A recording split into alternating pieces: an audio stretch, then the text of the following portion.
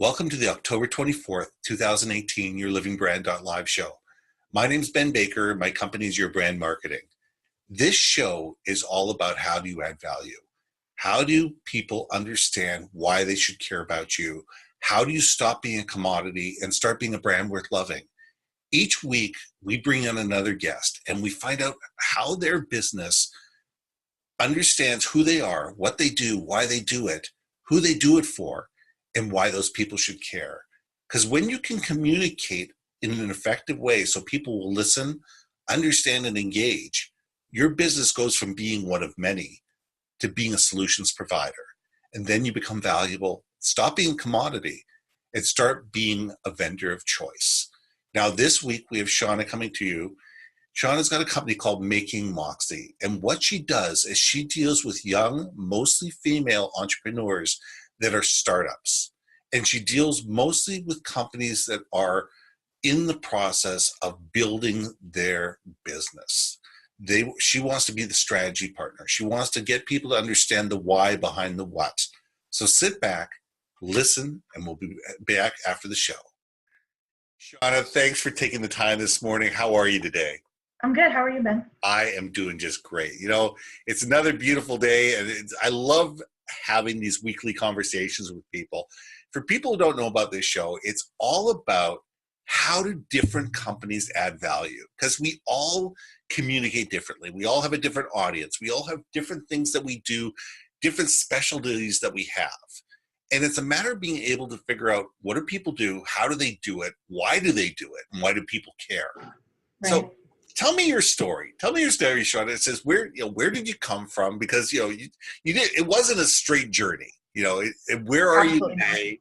And how did you get there? And who are the people that you serve? So let's start there. So back in the day, I went to school to be a teacher. I have a degree in history, and then I have a degree in professional writing. Wow. So I went back and got that second degree when I realized that I didn't want to be a teacher. And after I had paid for college and gone through college, that's when I decided that I wasn't. Better you learned right away than gone through 10 years of teaching and then sit there going, I hate this. I really enjoy teaching. I really enjoy making an impact and working with people like that. But I think it was just the state of teaching. It was all the standardized testing, and I failed one teacher test, and I didn't have the guts to go back and take it again. Is really what it came down to. So I just switched paths. I got into writing, and I always loved writing, and I never really thought of it as a career. I didn't think of it as something that you do for other people and they pay you for it. Exactly. But it works that way. It does. It absolutely does. I got my degree in professional writing and I started freelancing. Mm-hmm. So I was doing blogs and sales pages and social media content. And at that point, we were really kind of getting into everything digital. Right. So I was doing a lot of writing for digital marketing, and it took a little while, but it kind of clicked that what I was doing wasn't just writing, it was marketing. And that's kind of where I started segueing into more of the strategy and why am I writing this and who am I writing this for, and realized that my passion was really around marketing strategy and how all these pieces came together to actually help businesses grow. Mm-hmm. So, and as we said off there, you worked for a company and then now you're working for yourself. Mm-hmm. And, who are the type of people that you relate to? What are the type of businesses that relate to you and why do they relate to you? Because, we all have a niche. We all have an audience that is, that is loyal to us, that are passionate about us, that tell our stories, and there are people that we can actually help. So who are the people that you help? And why do they come to you? I think that's actually kind of twofold, because for Making Moxie, the blog that I write, I don't write about marketing, right. Which is kind of weird for a marketer. And when I first got into it, I realized that I didn't want to diminish my passion for writing by putting out content that I just felt that I needed to put out, for SEO or for whatever else. So when it came to starting my own business and starting the blog, instead of writing about marketing, which I consider myself to be a good marketer, but I don't think that I'm, Gary Vee or Amy Porterfield, or I don't think that I've got any new fantastic, take on the industry that is going to be unique. So what I decided for my blog is I was going to feature the thought leadership of female entrepreneurs. Gotcha. So female business owners, female entrepreneurs, women who are in startup. So the content on my blog isn't just my content. It comes from other women who are writing about their experiences. And that could be marketing their product, or it could be how they manage being a parent and running their businesses at the same time. Because which is an amazing thing altogether. I mean, that work-life balance is an incredible thing. It is, and it's a unique experience. So I kind of have that audience in a way. And it's really important for me to talk to that audience, because when I went from employee to business owner, I found that my experience as a working woman looked much different than my husband. Right. I drop the kids off and pick the kids up. That's just kind of our arrangement. We never discussed it. That's just how it fell into place. And I think women in general tend to be the primary caregivers, whether they've discussed that with their husbands or not. That's just kind of how it flows. Right. So with him also being in the military, I have more of a flexible schedule. So I was flexible for the kids, but not necessarily flexible for my business. So these were things that I started writing about and really kind of resonated with other women who were running businesses and running a family at the same time. So that's definitely an audience of mine. And that's not a business as much as it's just community. It's just a place for women to come and talk about these things. And that's important. It's important to have community. I think that's really important. I mean, two other women, I don't know if you know Judy Hoberman with Selling in a Skirt, or Kimberly Alexander, but they're two women. Kimberly's been on my show. Judy's scheduled to be on the show later this year. And, they all talk about business from the female perspective. And, and business is business, but there is differences. Whether we admit it or we don't admit it, the way you view a situation, the way I view a situation is a little bit different.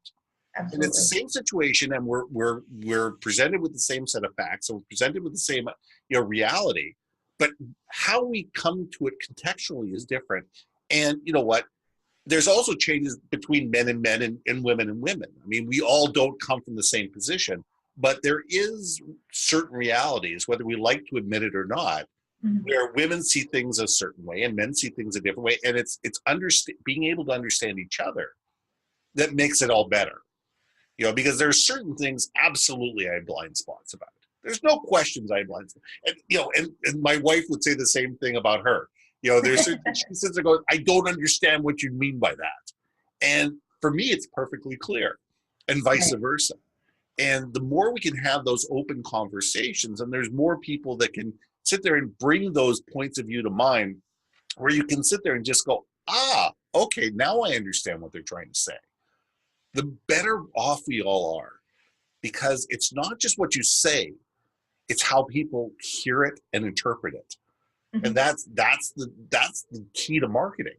That really is the key to marketing. It's not what you believe. It's about communication. It's about communicating value. And that's a really neat thing that you're doing. I love that. Yeah, and when I had the business, it came up for my husband and I, where all of a sudden we're like, well, we aren't doing these things equally. So, maybe you could do football practice and dance class this week, or I could do, dinner on Tuesdays, and it ended up being more of a conversation for us. And then I find that even though it's my business, I really appreciate having his perspective on certain aspects of things. As technically I'm a solopreneur, because I'm the consultant, I'm the only one in my business. So it's really refreshing to have someone else's point of view or someone else's take on the experience. And that helps me communicate my value better, having that perspective from him sometimes. We had an interesting conversation online, because you and I are totally in agreement on this, about online versus offline teaching. And it's, I'm struggling right now because people are wanting me to build a course, and have an online course and be able to, have it in a slot somewhere and people can pay for it and take the course online. I'm struggling with that. And I know, you have that same thought. As I like being face to face with people. I do too. I'm never going to make millions and millions of dollars doing it this way because you only have so much time and so much space. But I always find, for me at least, and I want your take on this, is that it's far more valuable, and I get more value, and I find that my customers get more value when there is that one-on-one or one-on 20 type of experience where there's actually that back and forth banter. And I'd love to hear your thought on that and how you build your business based on those personal type of relationships. I think that entrepreneurship these days is really glamorized. Yeah. And there's this whole kind of sect or persona that talks about, the laptop lifestyle in Bali and making $20,000 months. And there are ways that people can do this. Yes. There's no doubt that people do this. But what people forget, or maybe they just kind of blow past it, is that this is a very specific lifestyle. It's a very specific business model. I had a coach tell me once, well, if you're not going to make a passive income product, if you're only going to work one-on-one with your clients, you're gonna hit a spot where you can't do it anymore, and you're really limiting your income potential. And I said, okay, I'm okay with that. Yeah. I don't have to make $1 million. It's inspiring to see people that do, and especially women in the industry. It's fantastic. It's wonderful hearing those stories. I love hearing other people do it. But it doesn't have to be my story. I don't have to make $1 million a year, $500,000, or grow my business to a certain point to feel successful. And that's kind of the realization for me that, yes, I limit myself by having the one-on-one business model, but that model's integrity, not just with what I want in business, but what I want in life. And I prefer those one-on-one relationships. I make friends with my clients. I care about their business growth. I'm not just throwing an advice at them and saying, good luck on executing it. I'm in the trenches with them, working on it every day. And that kind of relationship is important to me because I may make less money, but to me, I make a much bigger impact. And that's what I want. But it's success on your terms. Yes, absolutely. And I think that's the mindset that a lot of solopreneurs, young entrepreneurs, people of a small business attitude have to understand that we're not all going to be unicorns. Yeah. Not everybody is going to make $1 billion, exit strategy. It's not going to happen. And if you don't love what you do, if you don't love the business you're doing, and if you're not happy doing it on a daily basis, why are you doing it? If it's just for the money, we all need to make an income. We all need to make enough money to, put our kids through school, to have a roof over our head, to put food on the table, have a little bit left over for the end of the day to do some traveling and this, that, and everything. I'm a capitalist. I like money, but I don't need to live for money. I find that it's far more better to sit there and say, these are my goals. These are the things that are important to me. These are the things that are important to my business, and judge my success based on those goals instead of trying to judge my success on somebody else's. Because if you're judging your success on somebody else's, what's the point? And that was a big reason that I structured my business the way that I structured my business. So when I was working for a digital agency, it was all about the next client. As soon as that contract was paid, as soon as the line was dotted and the invoice was paid off, then it was just on to finding the next client. It wasn't necessarily about how can we really dig in and make this client successful. Right. It's that this is the blueprint, this is what we're doing for them, and just, move on to the next thing. And if they come back, great. But for me, it's not about if they come back great. For me, it was about, I want to make an impact and I want to help this company. So what's going to benefit us both is a long-term relationship where we're actually seeing deliverables met and we're hitting milestones and that kind of thing. So is another interesting, this is where I leaned on my husband a lot in the beginning, was I didn't want to be a digital agency, even though that was what my background was. I just wanted to focus on consulting. I just Right. wanted to focus on strategy. And my husband was looking at my packages and he said, well, if you're not blogging, if you're not doing the SEO and the social media and all this digital stuff, who's going to pay you for that? And I said, I don't know. I hope someone will.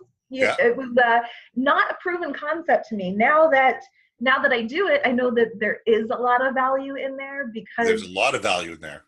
There's a lot of value in having that strong relationship with my clients where I'm very invested in their success.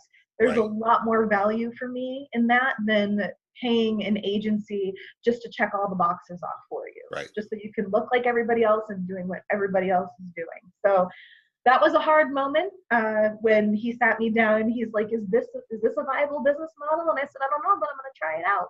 And it turns out that it is. Yeah. And it's also, it makes me happy because it's the way that I want. It's in integrity with the way that I want to work with people. Well, it's a matter of sitting there going, who are you and where's your value? Because we all have different values. We all have different strengths.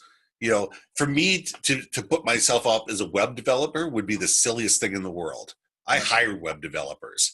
You know, if I have a web development project, I talk to my clients, I bring the web developer on, I facilitate the relationship, I'll manage, you know, it from a strategic point of view, but they're the ones who are actually doing the work, not me, because they're good at it. You know, I'm like you. I want to be there on the strategic side of things for clients.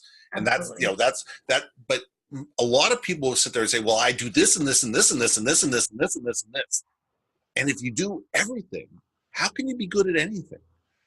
You know, so I'm on the same page with you there. It's weird for me seeing, and I see this a lot with small business owners. They have 5 or 6 job titles. They specialize in this and that and the other thing. And I would struggle to hire any of those people because I would feel like they can touch the surface on all of the different things, but maybe not dig deep enough to make an impact on any one of those things in particular. And you know, I much rather work with a specialist. I much rather work with somebody who really knows what they're talking about. And that's kind of how I try to work with my clients too. I don't do it all, and I don't pretend to do it all.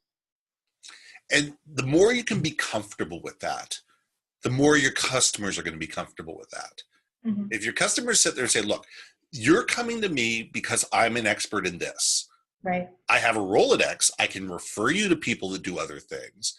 You know, but I'm not the one who's actually going to sit there and do your coding for you. I'm not the actual one who's going to do your digital photography for you.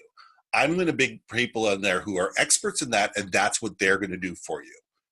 You know, people will respect you and rely on you and find more value in you because you say, you know what, I don't know, let's go find somebody who does. Absolutely. Than trying to sit there and say, well, I know everything, because nobody knows everything. It's impossible. It'll become pretty apparent pretty quickly that you don't know everything. You know, so you could say that you could do it all, but when you try to code their website and they're looking at that website and they're like, ugh, you know, it becomes very apparent very quickly that you're not an expert in all of these things. Yeah. And that's, you know, that comes back to the way that I do my marketing too. Another reason why I struggled being at a digital agency is because I think that digital is very hyped these days. Yes. Not to say that it can't be effective, because it is effective, but companies, solopreneurs, especially small businesses, they need a holistic, comprehensive marketing strategy. Amen. Traditional marketing, it's not a dirty word. It's not. And it should be embraced like everything else. There is no magic bullet. And when we go on thinking that there is a magic bullet and we're just throwing all of our time and resources into this one avenue that we think is going to work, that's when a lot of companies start to lose faith in their marketing because they're just not seeing the results that they think they should be getting or that they're seeing other people getting. So when you combine those things, it's just a recipe for disaster. And that's why I really try to work even with small businesses to find where the comprehensive pieces come from. Right. You know, what are we doing in your community? What are we doing for networking events? What are we doing on social media? But just putting together a plan for social media and then being upset when you don't have clients come through or new customers come through, it's not going to work that way. And I think that we hype up digital marketing and inbound marketing to such a degree that small business owners don't realize that they need more than that, or they can't just lean on that like a crutch. Oh yeah, I mean, it is amazing to me how many times I've walked into the situation. I said, "So, what's your marketing strategy?" Well, we're on LinkedIn. Okay, what else? Well, we're Well, on LinkedIn. my plumber's on LinkedIn too. That doesn't make it a strategy. That's right. I mean, what that is, I try to tell people. It says all these are our mediums. Mhm. It's another way to communicate. And the thing is that no two people, as we started with the beginning of this conversation, people think differently. People resonate with things differently. People think differently. People want to hear things differently. And you may look at Facebook, where I might look at LinkedIn, or I might look at direct mail, where you look at a magazine, or you might look at television, where I listen to the radio, or whatever. And there's, different people will resonate with the same message using a different medium because that's what they're comfortable with. And if Absolutely. you're not consistent across the mediums, if you're not using a variety of different mediums where your customers actually are, you're in trouble. For sure. Well, great. This is when you are developing a new relationship with a client, what are the big questions that they're coming to you with? What's a typical customer coming to you with? What type of questions do they ask, and what type of problems that they have where they're sitting there going, Shauna, help? I found that my kind of sweet spot for my market is early stage startups. Gotcha. So they have funding. A lot of times they're still in the development phase, but they need to start getting the word out, and they need to start working on a plan to bring revenue in. So I do coaching with small businesses, but when it comes to consulting, my sweet spot is really startups. And what I love about startups is that they're willing to invest into their growth. Right. And that's probably the biggest problem that I see with small businesses.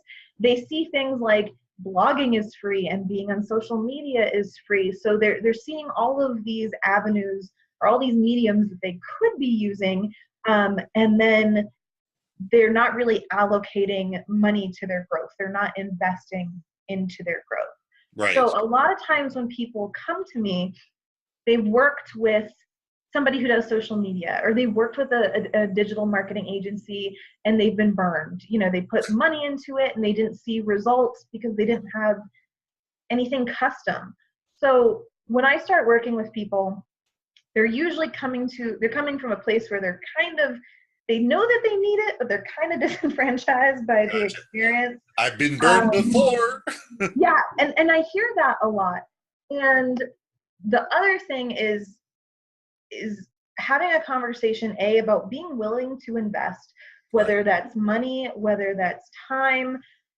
And also when people usually come to me, they don't know what their goals for growth are. Right. And I think that's the biggest problem when it comes to marketing. They're like, well, we're on LinkedIn, or, we've got an ad in the paper, or we've done Google AdWords before. I say, okay, what are you trying to get out of that? Mm-hmm. Are you trying to get 5 new clients this month? Are you trying to bring in, 200 impressions and convert that into, 5 more memberships for your website or your studio or whatever it is? And a lot of people don't know. So before, they're frustrated by marketing, but they don't know what they want marketing to do for them. Right. They don't understand what their goals are. They don't understand what the end game is.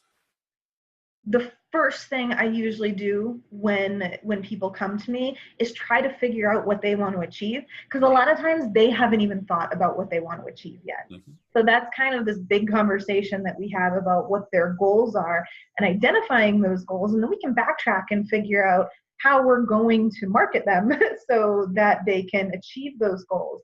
But companies usually come to me after they've had a bad experience with an agency and they realize that they need to grow. but they need to do something different and they don't know what that means. Right. And they need to take 3 steps back, realize that they need to figure out who they are first before they can start marketing into the future. Yeah, and that's essential because a lot of companies, and especially when you go with like CEOs or small business founders, they know what they do. Right. So they're so intimately tied to the experience, they have a hard time articulating it to other people. Yeah. And I find that a lot of times in messaging, there's holes because they explain it in a way that makes sense to them, but they already know all the details. Yeah. So other people are looking at it like, huh? Like, I don't understand what you do, or I don't understand why that's different from Joe Schmo down the street. So a lot of times, just having someone who's separate from the situation, being able to help you bring all those pieces together is really important in figuring out as a small business what your value is and how to communicate that to other people. So that's usually where I start with my clients. And because a lot of people, small business owners aren't stupid. No. They've gotten to where they've gotten because they know their stuff. Yeah. And there's a lot of stuff out there on the internet. There's a lot of content that can help them figure out a lot on their own. So that's where they've, hired digital agencies, or they're trying social media. They're trying the things that they think that they're supposed to be doing, which makes a whole lot of sense. Yeah. And then when it starts not to work, that's when they come to me and say, well, we've done all that before. It doesn't work for us. And that's when we say it can work for you, but we have to figure out your why. We have to figure out where you want to go. And then we have to do it a certain way. We can't just do it the way everybody else does. Exactly. I mean, 70% of small businesses fail because they don't understand their why. It's really simple, because they don't understand their why. They don't understand who their target audience is and why these people should care about them. And if you and I can help people understand their why at different levels, it's a far better world. It really is. Business owners care so much about their why Absolutely. that they don't take the time to communicate to other people why other people should care about their why. Exactly. And that's where sales start to happen. No, I agree with you 100%. So I'm going to ask you one last question, then I'm going to let you go. Okay. When you leave a meeting, you get in your car and you drive away, what's the one thing you want your customers to think about you when you're not in the room? When I'm not in the room, it's really important to me that my customers believe that I care about their business. Mm-hmm. Because there's a lot of people who do what I do. Yes. I think that I do it well, but there's a lot of people that do what I do and do a great job with it. Mm-hmm. So what really makes me different from other people is that I care deeply about my clients, about their business, about the success. So even if it's just a strategy call, I want them to feel that. I don't want them to feel like I'm pigeonholing them into just some kind of strategy that we're copy and pasting. I want them to feel like everything that I'm doing for them is specifically for them and specifically for the goals that they're setting up. So when I walk out of a room, I want people to know that I care about them specifically and not about the invoice that they're going to pay me at them. Yeah. And you care about their success. Absolutely. Which is huge. Shauna, thank you very much for being on the show. How do we find you? It's makingmoxie.com? It is. It's Moxie. Apparently you can spell it with a Y, but that's not how I do it. No, got to be Moxie, because that's what you got. You got the Moxie. I love it. Yes. So makingmoxie.com on Facebook, Instagram is the best way to find me. We'll make sure we have the right show notes out there for it so everybody can find you. John, thank you for being part of the show. Hang on a second. I'm going to say goodbye to everybody. I'll be right there. It was great having Shauna on the show today. She is absolutely wonderful. She's full of energy, and you know what? She's going places. As a strategist, she helps her clients understand the value of who they are, what they do, why they do it, and why people should care. My name is Ben Baker. My company is Your Brand Marketing. We want to be the storyteller of your brand. We work with B2B companies. We work with companies that are growing. that are looking to get to the next stage and want to understand how to differentiate themselves. Stop being commodities and start being brands worth loving. Let us help you get to the next stage, and let me tell your story in an effective way so people care about you. But every Wednesday from 10 o'clock in the morning, this is the YourLivingBrand.live show. We'd love to see you here. Have a great day.